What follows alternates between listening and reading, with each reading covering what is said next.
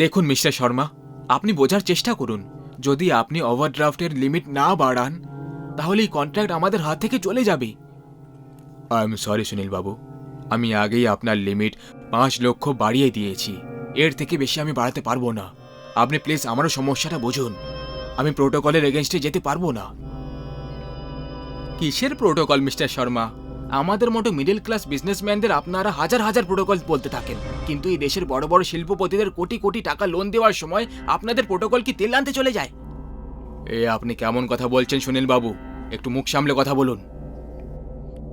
চলো এখান থেকে ভাই, আমরা অন্য কিছু ভাববো। অমিত প্লিজ, তুমি তো জানো যদি প্রজেক্ট হাত থেকে চলে যায় তাহলে আমাদের মিডল ক্লাস বিজনেস লেভেল থেকে উঠতে বহু বছর লেগে যাবে। আমি আপনার সমস্যাটা বুঝতে পারছি সুনীল বাবু, কিন্তু আপনি আমার সমস্যাটা বোঝার চেষ্টা করছেন না। আমি শুধু এইটুকুই বলতে পারি যে আপনি যখন কোনো বড় শিল্পপতি হয়ে যাবেন তখন আপনার জায়গায় অন্য কেউ হবে। এটাই আমাদের সিস্টেম। আই হোপ আপনারা বুঝতে পারছেন।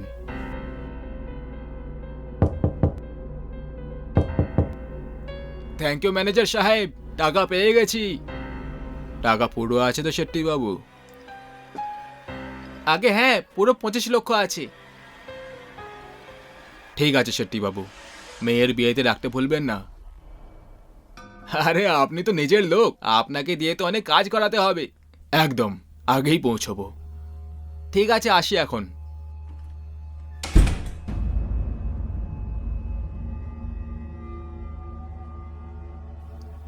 আমরাও চলি তাহলে শর্মা বাবু।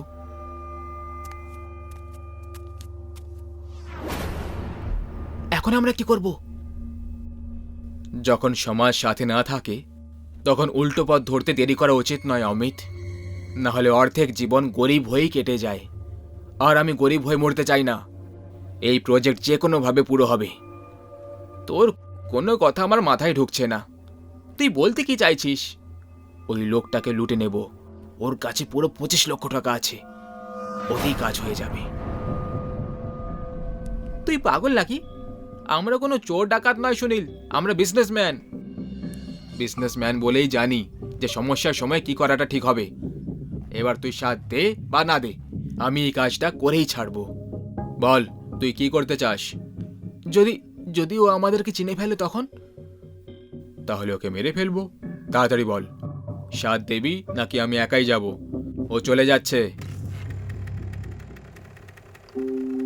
টেনশন নিস না, আমি এই কাজ একাই করে নেব।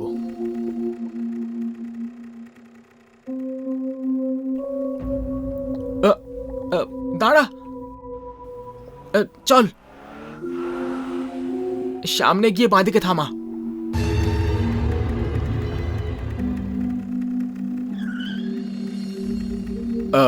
কি হয়েছে বাবা? কিছু না আঙ্কেল, গাড়ি একটু গরম হয়ে গেছে। আরে আপনারা তো এক্ষুনি ব্যাংকে ছিলেন তাই না? ঠিক আছে, সামনে একটা গ্যারেজ আছে, ওখান থেকে আমি একটা মেকানিককে পাঠাচ্ছি।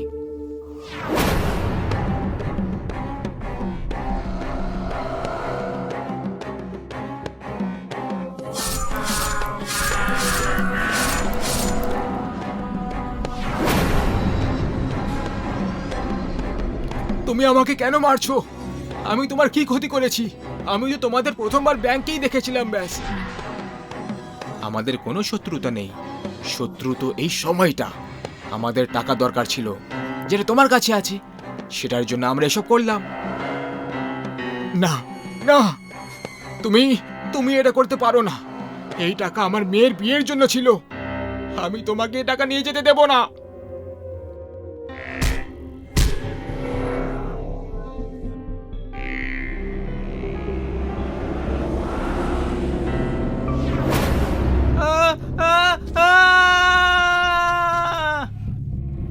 হে আত্মা, এই পৃথিবীতে তোর সময় পূর্ণ হলো। চলে আয়, আমার সঙ্গে জুড়ে যা। চলে আয়। না প্রভু, আমি আসবো না।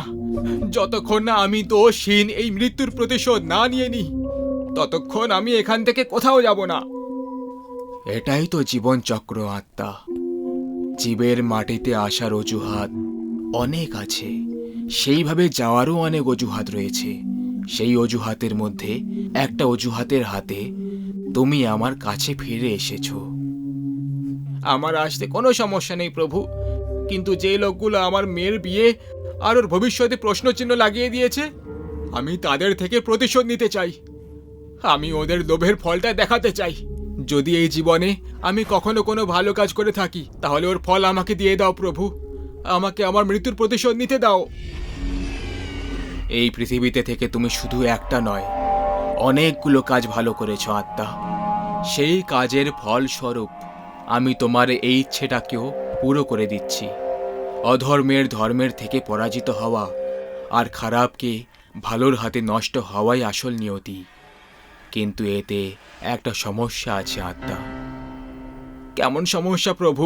তোমার শরীরকে তো কুচলে দেওয়া হয়েছে, আর শরীর ছাড়া আমি তোমাকে প্রতিশোধ নেওয়ার অনুমতি দিতে পারবো না।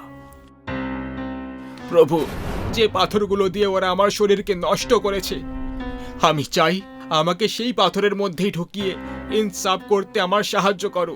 তোমার এই ইচ্ছে পূরণ হলো আত্মা, তথাস্তু।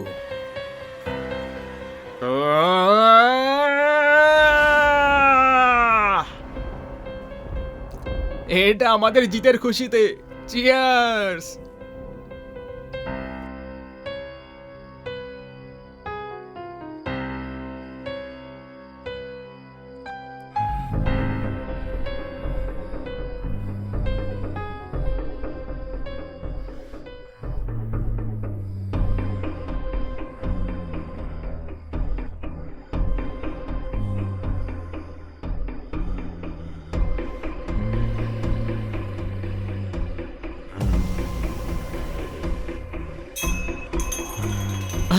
আরে, এটা কি ছিল?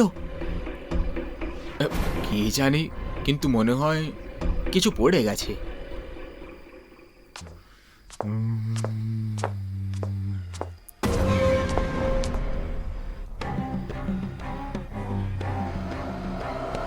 মরার জন্য তৈরি হয়ে যাও।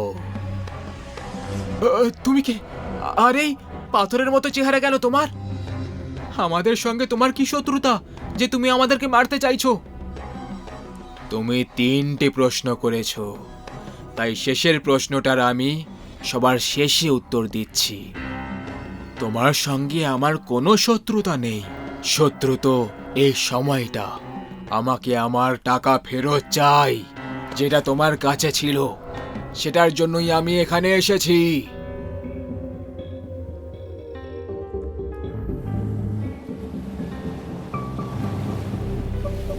দ্বিতীয় প্রশ্নের উত্তর হলো, এই চেহারা তোমরাই দুজন আমাকে দিয়েছো।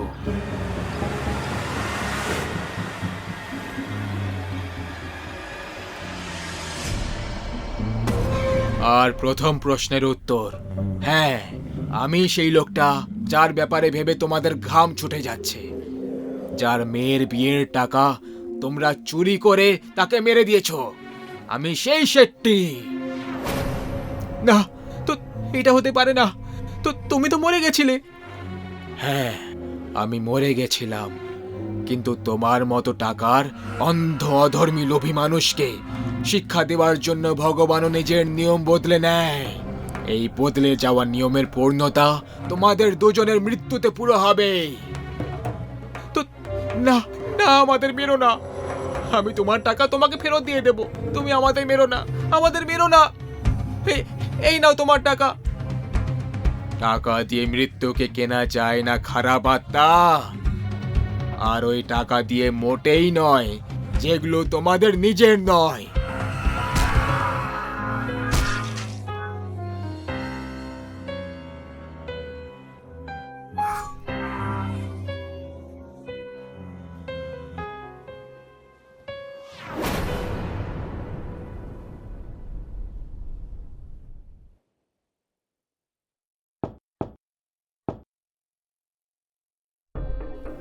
সময় পূর্ণ হয়েছে আত্মা, চলে এসো, আমার সাথে বিলীন হয়ে যাও।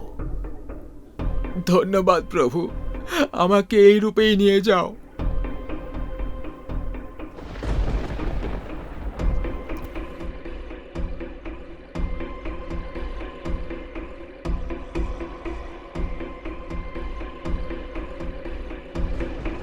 বাবা,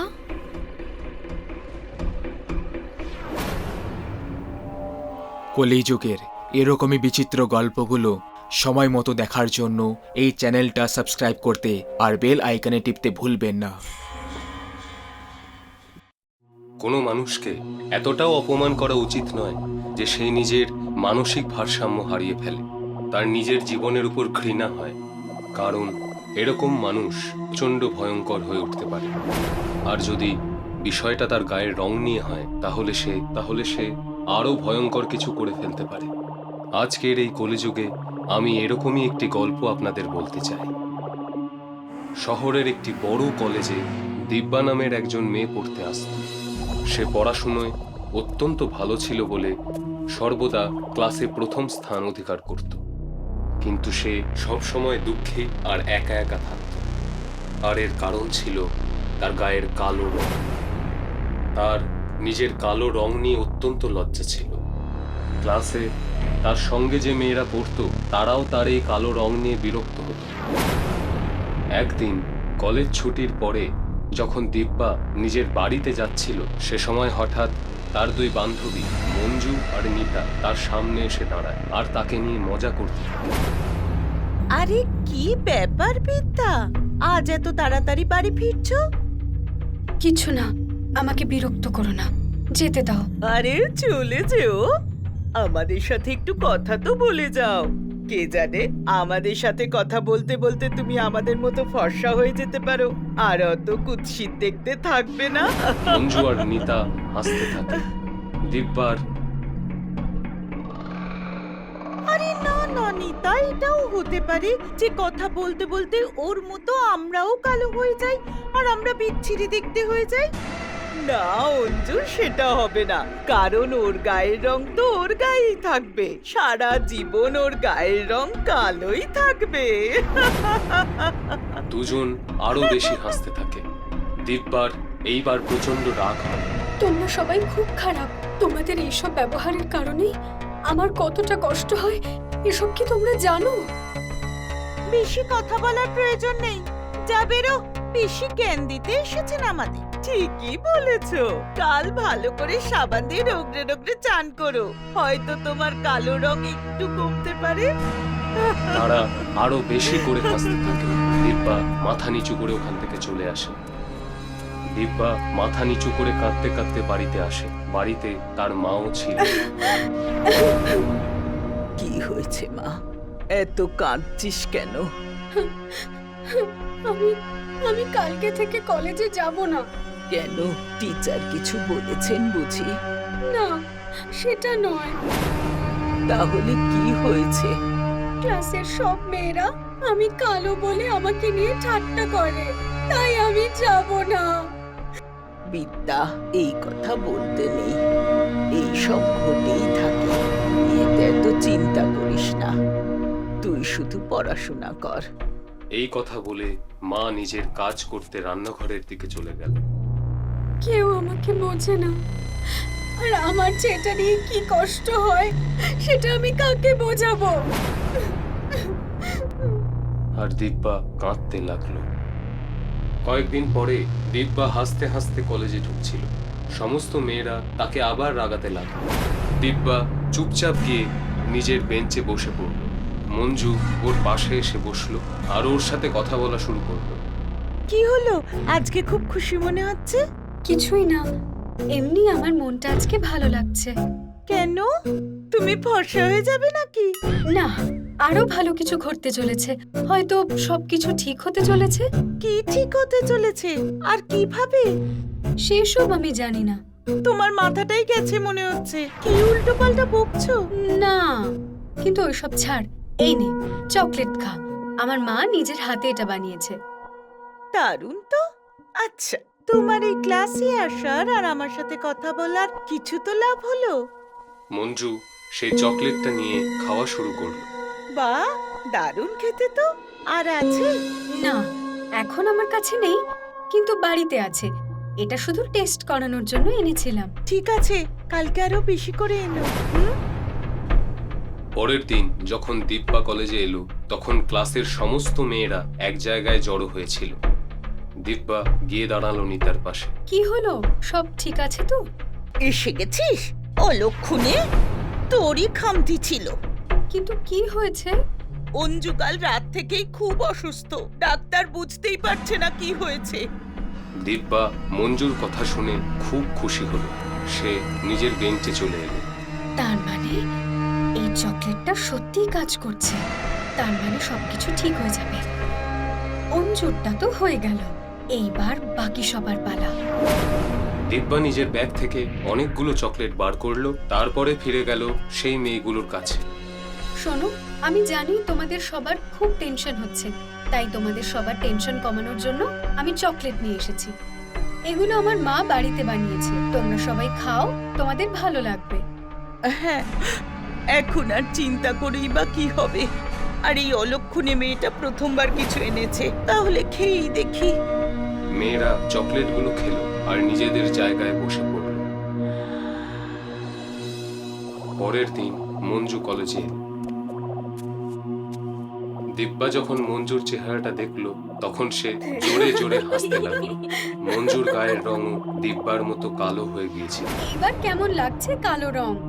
রাগাও আমাকে, এইবার রাগাও। আমি খুব ভালো করেই জানি যে এইসব তুই করেছিস। ওই চকলেটে তুই নিশ্চয়ই কিছু মিশিয়েছিলি, আর সেটা খেয়েই আমার এই অবস্থা হয়েছে। মঞ্জু কলেজের প্রিন্সিপালের কাছে দিব্যার নামে কমপ্লেন করল। প্রিন্সিপাল দিব্যা আর তার মাকে কলেজে কল করল।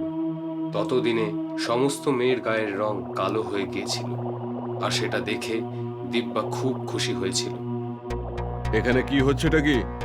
আপনি দিব্যাকে কি এমন চকলেট বানিয়ে দিয়েছেন যার থেকে এই সমস্তগুলো হচ্ছে? আমি তো ওকে কোনো চকলেটই দিইনি। কি রে, স্যার কি বলছেন? উত্তর দে।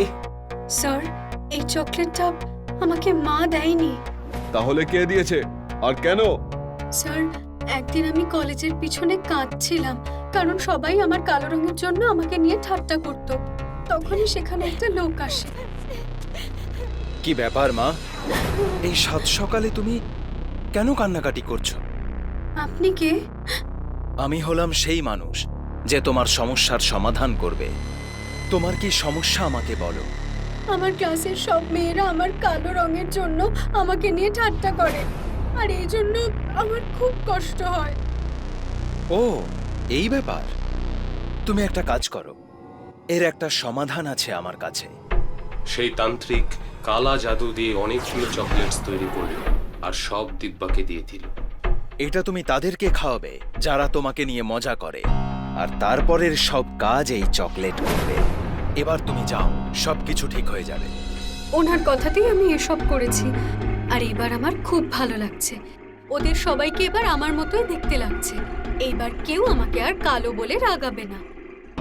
প্রিন্সিপাল সমস্ত ব্যাপারটা বুঝতে পারলেন।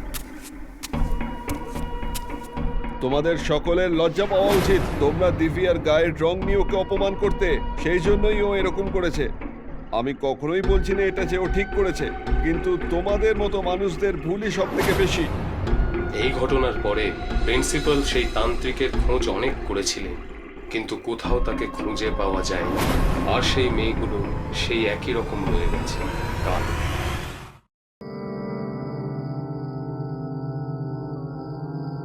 কালো অন্ধকার রাতে জঙ্গলের এক জনশূন্য রাস্তায় যদি আপনি অজানা কাউকে দেখতে পান, তখন তাকে কখনো লিফট দেওয়ার ভুল করবেন না। রবি গাড়িতে আছে, গাড়ি জঙ্গলের রাস্তা দিয়ে এগিয়ে যাচ্ছে। মাঝ রাতের সময় তখনই একটা মেয়ে ওকে গাড়ি থামানোর ইশারা করে। রবি ওই মেয়েটাকে দেখে, তারপর গাড়িটাকে থামিয়ে দেয়। গাড়ি মেয়েটার কাছে এসে থেমে যায়, আর রবি তাকে জিজ্ঞেস করে, এক্সকিউজ মি, আপনি এই সময় এই জনশূন্য রাস্তায়? আগে আগে আমার নাম তৃষা।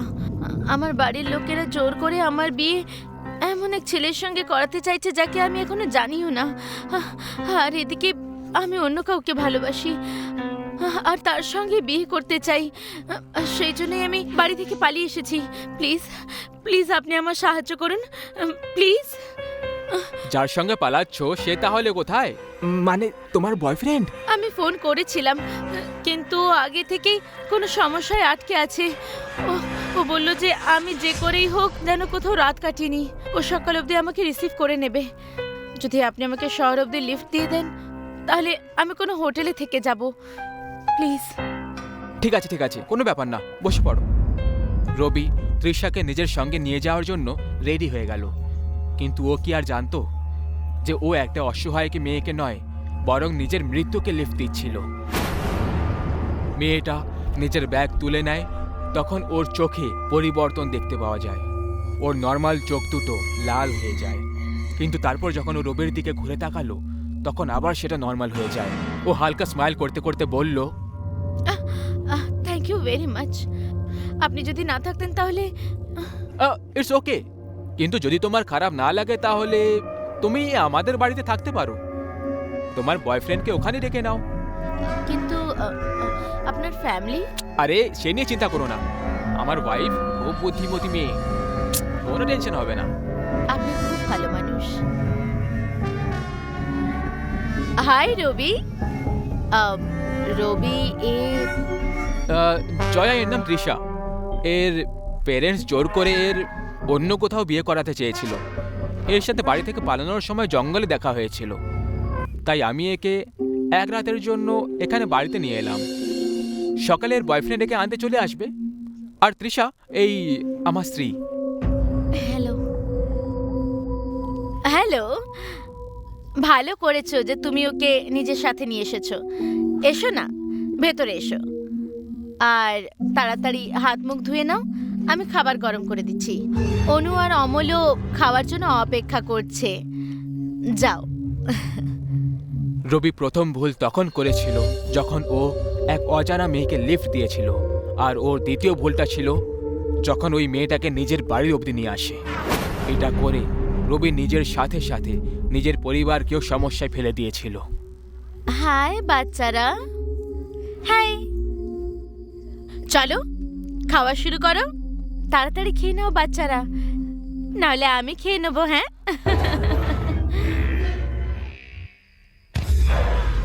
মা ওই আন্টিটা ভালো নয়। কেন, কি হয়েছে?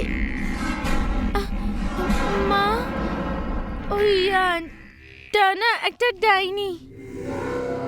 অনু, অমল এরকম কথা বলে না, উনি আমাদের অতিথি, তাই না?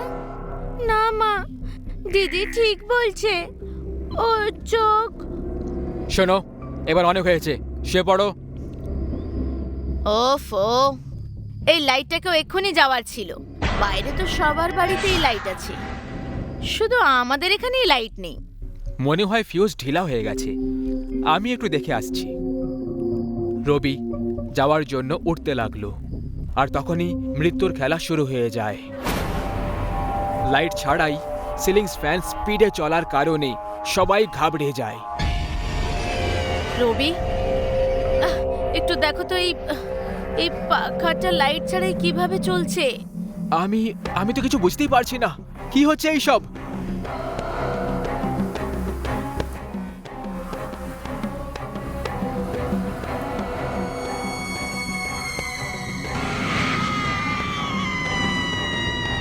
বাচ্চারা ঠিক বলেছিল তোমাদের দুজনকে, আন্টি একটা ডাইনি, আর এখন এই ডাইনি আন্টি তোমাদের সবাইকে খেয়ে ফেলবে।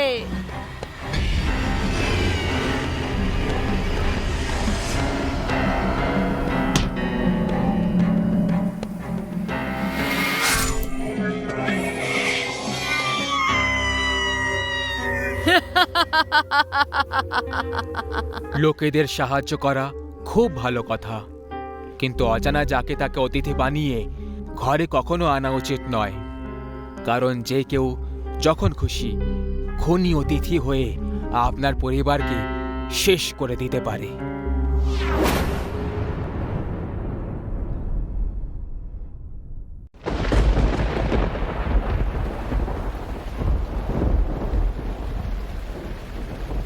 চিন্তা করো না অনিতা, সব ঠিক হয়ে যাবে।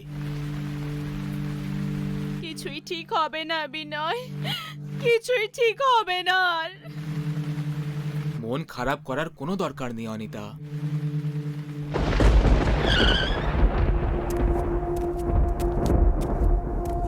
খারাপ হবে না তো আর কি হবে বিনয়? কি কি করিনি আমরা বলো? পুজো পাঠ করেছি, দান করেছি, গরিবদের সাহায্য করেছি, বড় বড় ডাক্তারের কাছে গিয়েও দেখিয়েছি, কিন্তু পেলাম কি এটা? আমরা তো মা বাবা হওয়ার জন্য একেবারে যোগ্য, তাহলে কেন হতে পারছি না সেটাই জানি না। মনে হয় আগের জন্মে আমার হাতে কোনো পাপ হয়েছিল হবে, যে কারণে আমি এই জন্মে মা হতে পারছি না। তুমি তুমি আমাকে বিষ খাইয়ে দাও, আমি আর বাঁচতে চাই না, বাঁচতে চাই না আর আমি। অনিতা, এসব কি যাতা বলছো? ধৈর্য ধরো, সব ঠিক হয়ে যাবে। কিভাবে ধৈর্য ধরি বিনয়? কিভাবে বলো না, কিভাবে ধৈর্য ধরি আমি? আমি আমি যখন কোনো বাচ্চাকে দেখি না বিনয়, তখন খুশি হওয়ার জায়গায় কান্না পায় আমার। নিঃসন্তান হওয়ার দুঃখ এত বেশি কষ্ট দেয় যে আমার মরে যেতে ইচ্ছে করে। অনিতা, তুমি সামলাও নিজেকে। এসব কি যাতা কথা বলে যাচ্ছ? কান্না বন্ধ করো, চুপ করো এবার। তুমি আমাকে তো চুপ করিয়ে দেবে, কিন্তু আমি জানি যে তুমিও ভেতর থেকে কষ্ট পাও, সেটা ভেতরেই চেপে রেখেছো। কিন্তু যদি তুমি আমাকে মারতে না পারো, তাহলে তুমি দ্বিতীয় বিয়ে করে নাও। যদি তার ভাগ্যটা আমার থেকে ভালো বেরোয়, এটা করলে অন্তত তুমি তো বাবা হওয়ার খুশিটা উপভোগ করতে পারবে। না অনিতা, না, এরকম মোটেই হতে পারে না। আমাদের সম্পর্ক বিয়ের থেকে অনেক বেশি দামি, ভালোবাসার বন্ধন এটা। সে যাই হোক না কেন, আমি অন্য কাউকে বিয়ে করব না।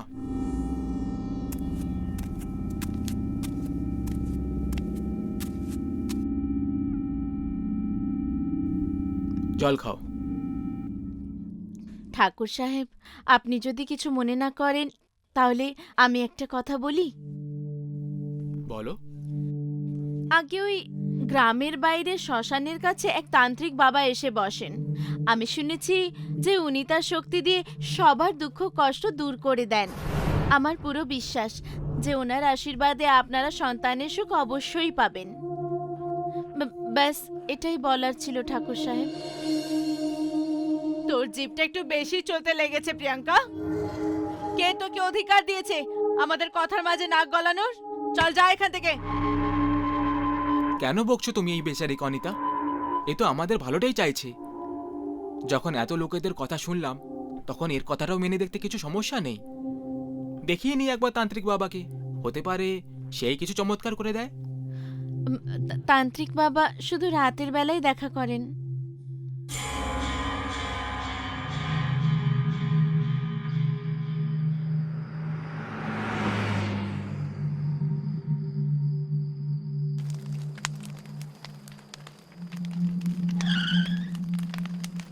ওম হিম হুম শ্রীং হ্যাম হুম ক্লিম লিম ভ্যাট ভ্যাট ভ্যাট স্বাহা। ওম হিম হুম শ্রীং হ্যাম হুম ক্লিম লিম ভ্যাট লিম ভ্যাট স্বাহা। কি চাই তোমাদের? কেন এসেছো আমার কাছে?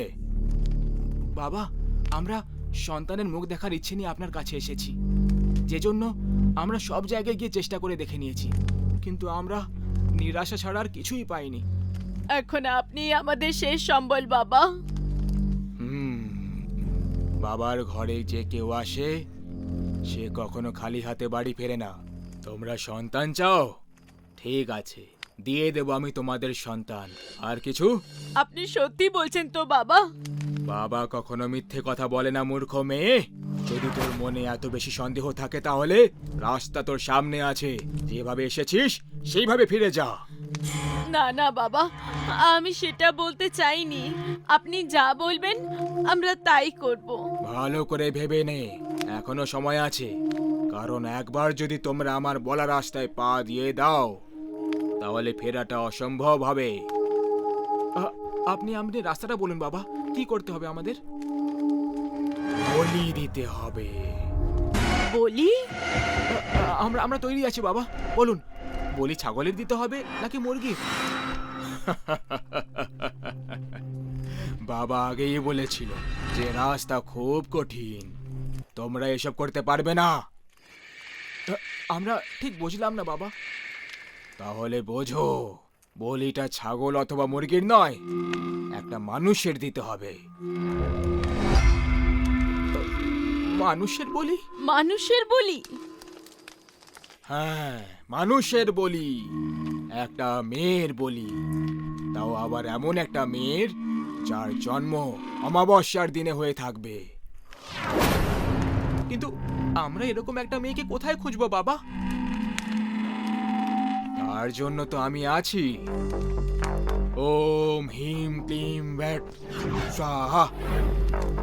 এই মেয়েটাকে নিয়ে এসো আমার কাছে। এ তোমাদের আশেপাশেই থাকে। কাজের মেয়ে প্রিয়াঙ্কার ছবি বাবা। এই তো আমাদেরকে আপনার কাছে পাঠিয়েছে। এর বলে আমরা কিভাবে দিতে পারি? বলেছিলাম না, রাস্তা খুব কঠোর। কঠোর হতে পারলে তবেই সন্তানের মুখ দেখতে পারবে। যে রাস্তা দেখিয়েছে সেই তোমাদের আসল নিয়তি। বেশি ভেবো না। জীবন মরণ তোমাদের হাতে নেই। যার কপালে যতদিন লেখা আছে সে ততদিনই বাঁচবে। বাবা ঠিক বলছেন বিনয়, যার কপালে যতদিন সে ততদিনই বাঁচবে। আমরা তো কেবলমাত্র মাধ্যম। আর এরকম করে আমরা যদি সন্তানের সুখ পাই তো এতে ভুলটা কোথায়?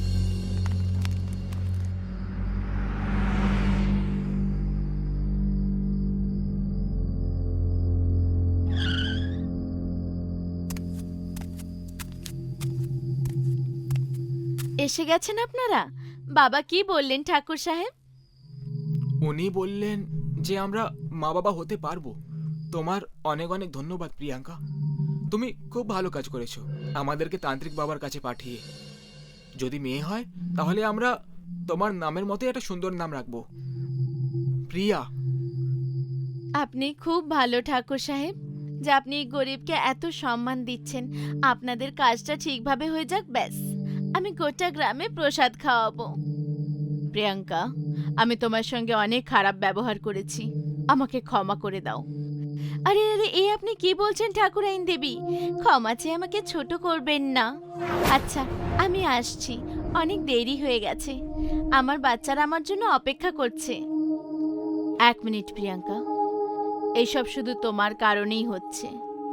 এই খুশিতে আমি এই লাড্ডু নিজের হাতে তোমাকে খাওয়াতে চাই। হা করো, হা করো।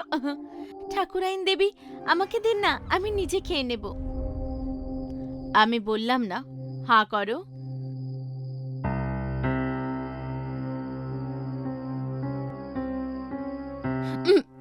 ঠাকুরাইন দেবী, আমার মাথা ঘুরছে, মনে হচ্ছে আমার বিপি কমে গেছে। কোনো ব্যাপার নয় প্রিয়াঙ্কা, তুমি এখানে বসে পড়ো, একটু বিশ্রাম নিয়ে চলে যেও।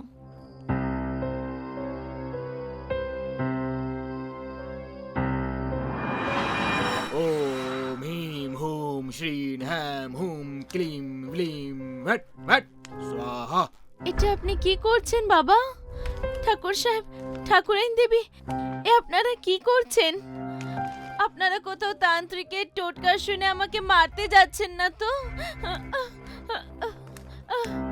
না না, এটা ভুল করছেন, এরকম করবেন না। আমাকে মারবেন না, আমার ছোট ছোট বাচ্চা আছে, ওরা আমার জন্য বাড়িতে অপেক্ষা করছে। আমাকে যেতে দিন ঠাকুরাইন দেবী, আপনার বাচ্চার জন্য আমার বাচ্চাদের অনাথ করবেন না। অনেক হয়েছে মেয়ে, তোকে শয়তান নতুন সৃজনের জন্য বেছে নিয়েছে। তোর তো খুশি হওয়া উচিত, খুশি হয়ে যা।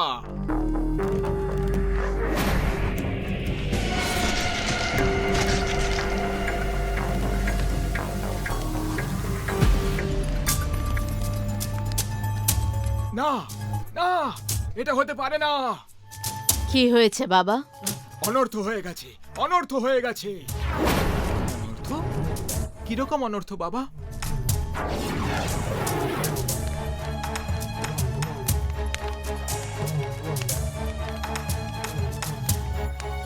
এটা কি হচ্ছে বাবা? মূর্খ লোক, সবকিছু দেখেও কিছু বুঝতে পারছিস না?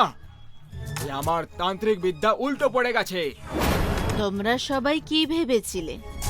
আমাকে বলি দিয়ে আমার বাচ্চাদের অনাথ করে তোমরা সন্তানের সুখ পেয়ে যাবে? এটা আমার ভুল ছিল যে আমি তোমাদেরকে এই ভণ্ডামি তান্ত্রিকের কাছে পাঠিয়েছিলাম। আগে আমি মরেছি, এবার তোমরা সবাই মরবে। না, আমি তোমাকে এমনটা করতে দেব না। ওম হিম হুম শ্রীন হ্যাম হুম ক্লিম ব্লিম ভ্যাট স্বাহা। না প্রিয়াঙ্কা, আমাদের ক্ষমা করে দাও। আমরা সন্তান পাওয়ার জেদে অন্ধ হয়ে গেছিলাম। ক্ষমা করে দাও আমাদের। ভালো কর্ম যারা করে তারা ভগবান দেখতে পায়, আর যারা খারাপ কর্ম করে তারা পায় অকাল মৃত্যু।